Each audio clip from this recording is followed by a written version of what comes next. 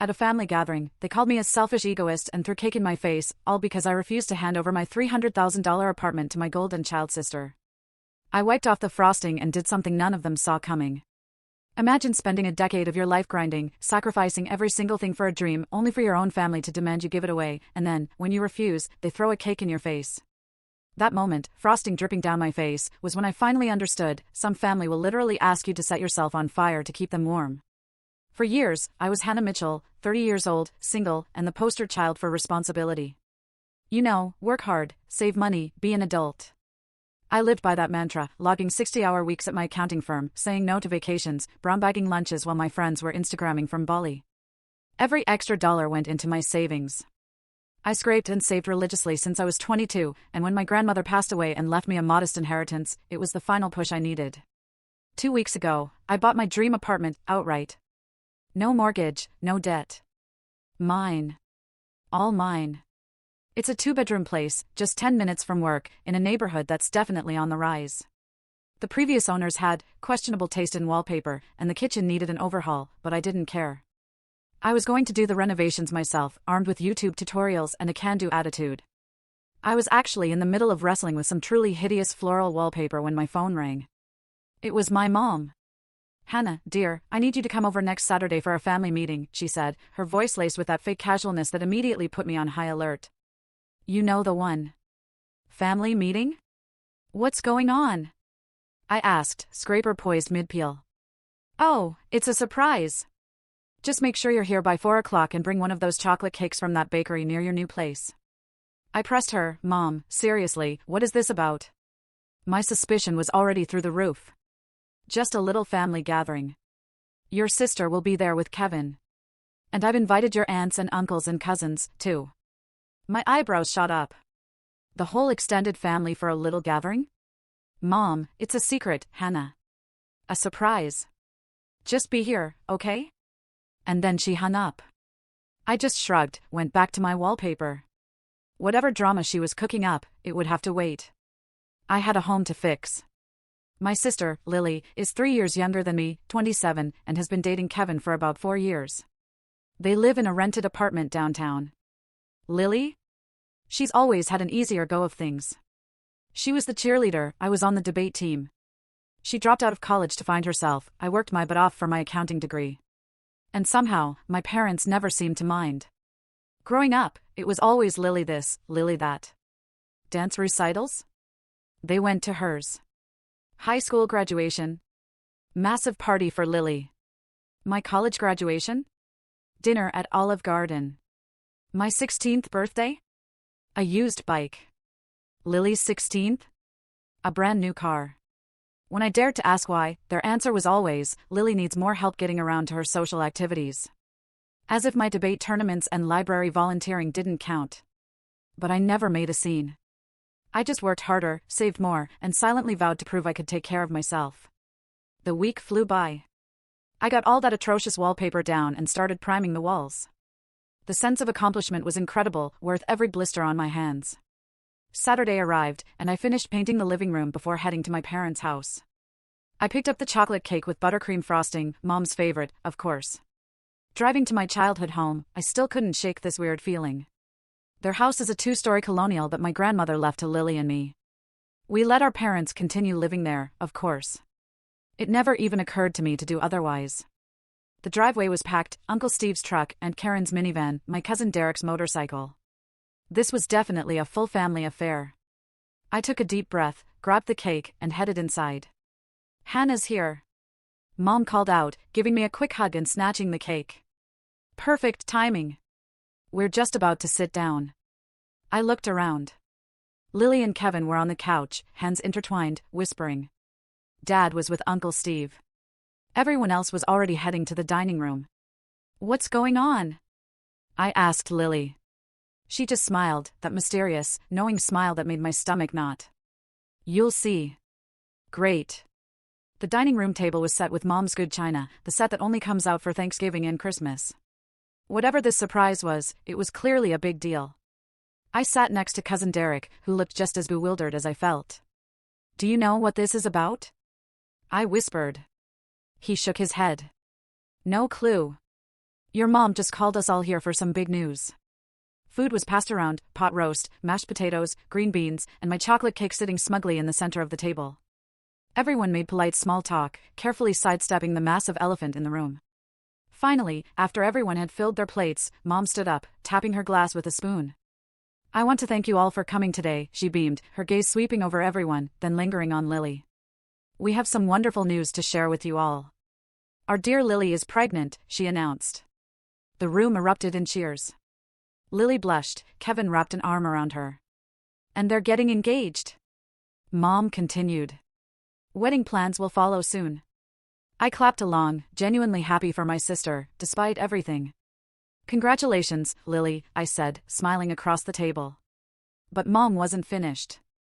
She exchanged a look with Dad and Lily, then turned to me with an expression that made my stomach drop right to my feet. That's not all, she said, her voice cutting through the chatter. We have another announcement. The room quieted. Everyone, including me, looked at Mom expectantly. As you all know, Hannah recently bought herself an apartment, she said, gesturing vaguely in my direction. My relatives nodded, some muttering congratulations they hadn't bothered to offer me 2 weeks ago. Hannah is 30 years old and single, Mom continued, no husband, no children, not even a boyfriend. My face burned. What did my relationship status have to do with anything? Lily, on the other hand, Mom went on, is about to start a family. She and Kevin need a place of their own, not some rental. My heart began to pound a frantic rhythm. I knew exactly where this was going. I glanced at Lily and Kevin, who were now staring intently at their plates. Mom turned to me, her smile now sharp as a knife. Hannah, this is your chance to show how much you love your sister, how generous and kind you are. I think you should give your new apartment to Lily and Kevin. Silence. Crushing, deafening silence fell over the dining room. I stared at my mother, waiting for the punchline to this utterly horrifying joke. It never came. You can go back to renting, Mom added casually, as if she wasn't asking me to hand over my entire $300,000 apartment. You don't need all that space just for yourself. I looked around the table. My father nodded in agreement. Lily finally met my eyes, a sickening mix of embarrassment and expectation on her face. That's a wonderful idea, and Karen chimed in. Family should always come first. Several other relatives nodded. This wasn't a spontaneous suggestion. This was a calculated, planned ambush. You're not serious, I finally managed to croak. Of course I am, Mom replied, her voice hardening. Your sister needs it more than you do. I stood up slowly, my chair scraping harshly against the floor. Let me get this straight. You want me to give Lily my apartment? The apartment I worked 60-hour weeks for years to afford? The apartment I just bought with money I inherited from Grandma and saved for 8 years? You want me to just hand it over because Lily got pregnant? Hannah, Dad cut in, his tone a clear warning to back down. Don't be selfish. Selfish? I laughed, a hollow, bitter sound even to my own ears. I worked for that apartment. Every single penny. No one helped me. But Lily needs, Mom started. No! I interrupted, my voice shaking with fury. Absolutely not. I will not give my apartment to Lily. It's mine. I earned it. Lily burst into tears, her hand dramatically pressed against her still flat stomach. Kevin glared at me as if I'd just kicked a puppy. How can you be so heartless? Mom demanded, her face flushing crimson. Your own sister? How can you ask me to give away everything I've worked for? I countered. Why doesn't Lily work and save like I did? The relatives began whispering, so materialistic always was the difficult one. You've always been like this, Mom spat, always thinking only of yourself. I'm not giving her my apartment, I repeated firmly. End of discussion. What happened next still plays in my mind in slow motion. Mom grabbed the chocolate cake I'd brought, the one sitting untouched in the center of the table, and hurled it at me. With surprising force. It hit me square in the face. Cream and chocolate splattered across my cheeks, dripping down my neck onto my blouse. The room fell silent. I slowly wiped the frosting from my eyes, letting sticky globs fall to the floor. Dad and Lily didn't look shocked or horrified. Instead, they seemed pleased. As if I'd finally gotten what I deserved. Without a word, I grabbed my purse and keys and walked out. Cake still smeared across my clothes and hair. Behind me, the shouts began. Selfish bastard. That was Mom's voice. We should disown you. Dad called after me. How could you do this to me? Lily wailed. I stumbled into my car, hands shaking so badly I could barely turn the key. Somehow, I managed to drive home, the chocolate frosting drying uncomfortably on my skin. I collapsed onto my old second-hand couch, the one I'd brought from my rental, and tried to process the sheer, mind-numbing horror of what had just happened. My phone started buzzing almost immediately. Texts and calls from my parents and Lily flooded in. You're being ridiculous. Just give her the apartment. I can't believe how selfish you're being right now. After everything we've done for you, your pregnant sister needs a home. I turned off my phone and tossed it aside. What had they ever done for me? All my life, I'd been second best to Lily. New clothes for school? Lily got brand names, I got clearance racks. Summer camps? They found money for Lily's art camp but said my debate camp was too expensive. Lily's 16th birthday was a massive party with a professional DJ, mine was mom making a cake and inviting 2 relatives. And now they expected me to give her my apartment, the one thing I'd achieved completely on my own. And then it hit me. The house we'd been sitting in just an hour ago. My grandmother's house. The one she left to Lily and me equally in her will. We'd let our parents live there out of kindness, never asking for anything. I was half owner of that house, just as Lily was. And suddenly, I knew exactly what I needed to do. The next morning, I woke up with a plan. I dug through my filing cabinet until I found Grandma's will. It confirmed what I already knew, Lily and I each owned 50% of that house. My parents were living there by our goodwill, not by legal right. I was about to call a lawyer when my phone pinged. Facebook notification. My mother had tagged me. With a growing sense of dread, I opened the app and nearly dropped my phone. It breaks my heart to share this, but sometimes family disappoints you in the worst ways, she'd written. Yesterday, my daughter Hannah refused to help her pregnant sister Lily when she needed it most. Despite having the means to help, Hannah chose selfishness over family. As a mother, I've never been more heartbroken. Please pray for Hannah to find compassion in her heart. The post had dozens of comments. Mostly from relatives and family friends. I was there. Hannah was horrifically cruel to poor Lily. Some people just don't understand what family means. Keeping an apartment all to herself when her sister is pregnant. Shameful. Not a single person mentioned the cake. Not one person questioned why I should give up what I'd worked so hard for. Each comment was a knife to my chest, and my mother was actively liking and responding to the most vicious ones. She was orchestrating a public shaming campaign against me. That was the moment something broke inside me. The last shred of familial loyalty snapped. I picked up my phone and called the first real estate attorney I found. Blackwell Law Office, a receptionist answered. I need to speak with a lawyer about property rights, I said, my voice surprisingly steady. 2 hours later, I was sitting across from Jeremy Blackwell, a sharp-eyed man in his 50s. He listened carefully as I explained everything. Let me get this straight, he said when I finished. You and your sister inherited a house from your grandmother. You've allowed your parents to live there rent-free. Now, after they demanded you give your apartment to your sister and publicly humiliated you when you refused, you want to know your options regarding the house? Yes, I confirmed. I don't want to be vindictive, but they've shown me no respect or consideration. I need to know what my rights are. Jeremy reviewed the will.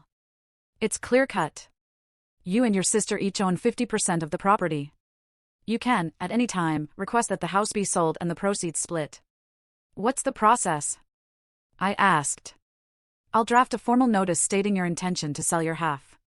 Your sister can either buy you out at fair market value, or the entire house will need to be sold and the proceeds divided. Your parents legally have no say in the matter. I took a deep breath. Do it. For the next few days, I threw myself into my apartment renovations. I'd finished painting the living room and moved on to ripping out the old carpet. Physical labor helped keep my mind off the mess. I'd blocked their numbers temporarily.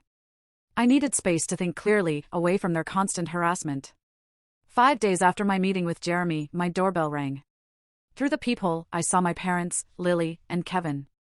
I didn't open it. Hannah. We know you're in there, my mother shouted. Open this door right now. We need to talk about this ridiculous letter. Dad's voice boomed. I remained silent, pressing record on my phone's voice memo app. You ungrateful bastard. Mom screamed. After everything we've done for you, you're trying to make your pregnant sister homeless. Lily cried. This is low, even for you, Kevin added. I recorded every word, every threat, every insult they hurled at my door for nearly 15 minutes before they finally gave up and left. The next day, I sent the recording to Jeremy. He called me immediately. This is harassment, he said firmly. We can file for a restraining order if necessary. But more importantly, their behavior only strengthens our position. They've clearly demonstrated hostility toward you. A week later, Jeremy called again. Your parents' lawyer reached out. They want to mediate. The mediation was set for the following Monday at Jeremy's office. I arrived early, dressed in my most professional outfit, a navy blue pantsuit I usually reserved for big client meetings. Jeremy greeted me with a confident smile. Remember, you have every legal right to do this. Don't let them make you feel guilty. My parents, Lily, and Kevin arrived with their own lawyer. My mother glared at me with naked contempt. Traitor, she hissed as she passed. Their lawyer spoke first, trying to argue that selling the house would cause undue hardship. Jeremy countered by presenting the recorded harassment and the social media posts as irrefutable evidence of their treatment of me. After nearly 2 hours of back and forth, the lawyers conferred privately before returning with a proposed settlement. The house would be sold, and the proceeds divided equally between Lily and me, as per Grandma's will. My mother burst into tears. Please, Hannah, she sobbed, suddenly switching tactics. We're your family. How can you do this to us? I'm sorry about the cake. I lost my temper. I looked at her tear-streaked face, remembering all the times I'd forgiven her, all the times I'd accepted being second best to Lily. I thought about the public humiliation she'd orchestrated, the harassment at my door, the demands that I give up everything I'd worked for. The house will be sold, I said quietly, my voice unwavering. That's final. Jeremy nodded and began drafting the settlement agreement. As we waited, I could feel my family's hatred radiating toward me. I didn't care anymore. For the first time in my life, I was standing up for myself. 2 months passed in a blur of legal paperwork and real estate viewings. The house sold faster than expected. After closing costs and fees, Lily and I each received just over $175,000. I never spoke directly to my family during this time, all communication went through our lawyers. Jeremy informed me that my parents were furious, but ultimately powerless. They've been living in a property they didn't own for years, contributing nothing beyond basic maintenance, he explained. What are they going to do now? I asked during our final meeting. Your sister has decided to use her share as a down payment on a new house, he said. Your parents will be moving in with her and Kevin. They've secured a mortgage for the remainder. I nodded, feeling a strange mix of emotions. Part of me felt guilty, yes. I had effectively forced my parents from their home. But another part, the part that remembered the cake in my face and the public shaming, felt utterly vindicated. What about you? Jeremy asked. Any plans for your share? Investment portfolio, I replied. I've been working with a financial advisor to set up a diversified mix of stocks, bonds, and real estate investment trusts. Smart move, he said approvingly. Well, unless there's anything else, I think our business is concluded. I shook his hand. Thank you for everything. As I walked out of his office, I felt lighter, as if I'd set down a heavy load I'd been carrying for years. The weight of always being the responsible one, the one who gave in, the one who sacrificed. Back at my apartment, I surveyed what I'd accomplished. The renovation was nearly complete. I'd replaced the carpet with hardwood floors, painted every room, updated the kitchen with new appliances, and installed modern light fixtures. It looked nothing like the place I'd bought 3 months ago. It was truly mine now, in every sense. My phone rang. A friend from work. Hey Sarah, I answered.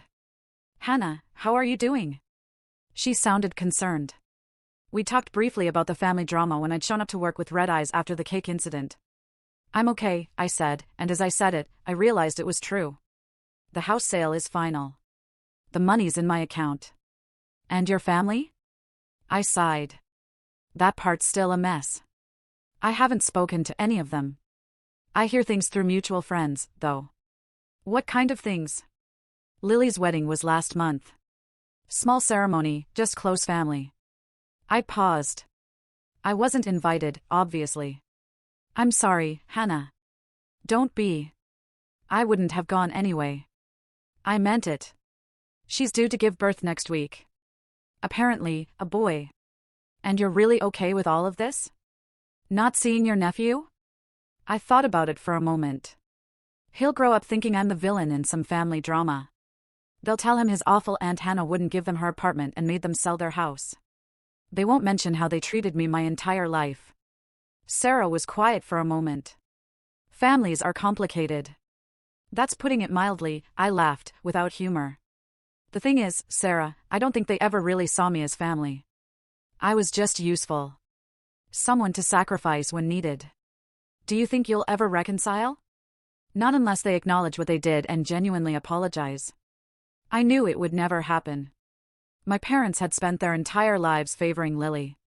They wouldn't suddenly develop self-awareness in their 60s. After hanging up, I poured myself a glass of wine and walked out onto my small balcony. The sun was setting, painting the sky in shades of orange and pink. 6 months ago, if someone had told me I'd be estranged from my entire family, I might have been devastated. But now, I felt strangely at peace. My phone pinged. A text from another mutual friend. Lily had the baby. 7 pounds 6 ounces. Everyone's doing fine. I stared at the message, waiting for some emotional response. Sadness, anger, regret. But all I felt was a distant acknowledgement, like hearing news about an acquaintance rather than my own sister. I knew they were all living together now, Lily, Kevin, the baby, and my parents, in the house they'd bought with Lily's share of the money and a 30-year mortgage. They'd be paying for it well into their retirement years. But I couldn't find it in me to feel sorry for them. They'd show me clearly where I stood in their eyes, not as a daughter or sister or aunt, but as a resource to be exploited. A purse, as I thought that day, with cake dripping down my face. My apartment was quiet as I moved back inside. Some might call it lonely, but I called it peaceful. The walls I painted myself, the floors I'd installed with my own hands. Every inch of this place represented my independence, my refusal to be used. On my bookshelf sat a small box containing the only family photos I'd kept, pictures of my grandmother and me. She always treated Lily and me equally. Perhaps she'd seen what was happening, how my parents favored my sister, and tried in her own way to balance the scales by leaving us equal shares of her house. "Thank you, Grandma," I whispered, touching the box lightly. As for the rest of my family, I had no desire to reach out. The ball was firmly in their court, and I suspected it would stay there forever. I was done making sacrifices for people who wouldn't do the same for me. I'd always thought family was about unconditional love and support. Now I understood that real family, whether related by blood or not, would never ask you to set yourself on fire to keep them warm. They would never throw cake in your face when you refused to burn. My phone remained silent. No calls from my mother begging forgiveness.